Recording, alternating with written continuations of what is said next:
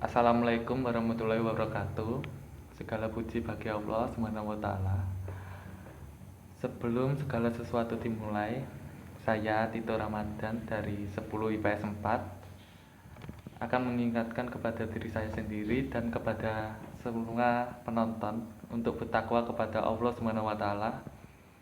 Sebab takwa kepada Allah Subhanahu wa taala merupakan himpunan segala kebaikan. Takwa merupakan pangkal kebenaran yang hakiki bagi setiap muslim. Namun, teman-teman sekalian, pokok pembahasan dalam ceramah kali ini bukanlah pengenalan takwa, melainkan zina.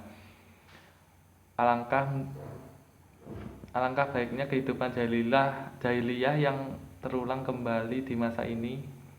Masing-masing muda-mudi semakin marak dalam melakukan perzinaan. Mereka mengambil hubungan antara laki-laki dan perempuan yang bukan mahramnya yang disebut pacaran. Budaya jahiliyah kembali menuju cahaya-cahaya langit, membuat seisi langit dan bumi menjadi gelap gulita. Yang lebih memprihatinkan, bahkan kedua orang tua si pemuda maupun si wanita menyetujui anak-anak mereka untuk berpacaran. Apa yang terjadi? Sang anak patah hati hingga stres. Hubungan dengan status yang tidak jelas dan tidak islami. Anak perempuan hamil di luar nikah. Pacaran budaya jahiliyah yang menular dari luar diri bangsa dan mengotori masing-masing diri si pelakunya. Di antara tujuan syariat adalah menjaga kehormatan dan keturunan. Karena syariat Islam mengharamkan zina, Allah SWT berfirman, "Dan janganlah kamu mendekati zina. Sesungguhnya zina itu sesuatu perbuatan yang keji dan suatu jalan yang buruk." Al-Isra ayat 32.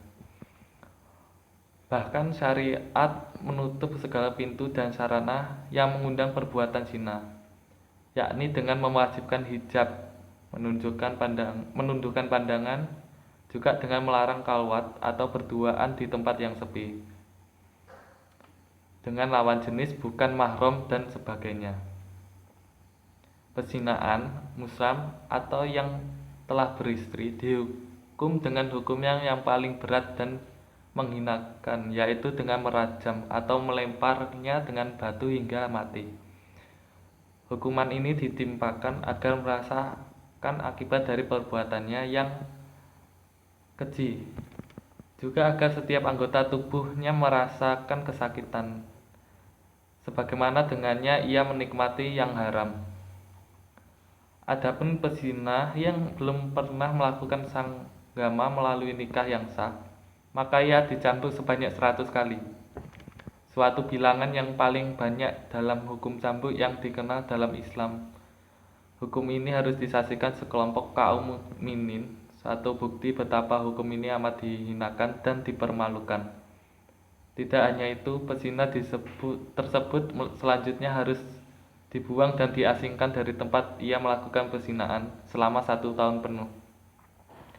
Adapun siksaan para pezina, baik laki-laki maupun perempuan, di alam bahasa akan ditempatkan di dapur api yang atasnya sempit dan bawahnya luas.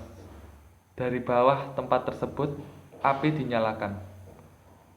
Sedang mereka berada di dalamnya dalam keadaan telanjang.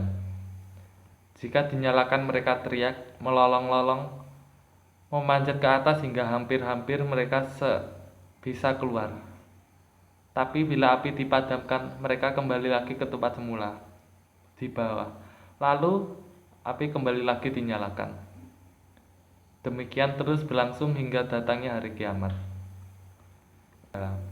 Wallahu a'lam. Wabillahi taufik wal hidayah. Wabillahi wa inayah. Wassalamualaikum warahmatullahi wabarakatuh.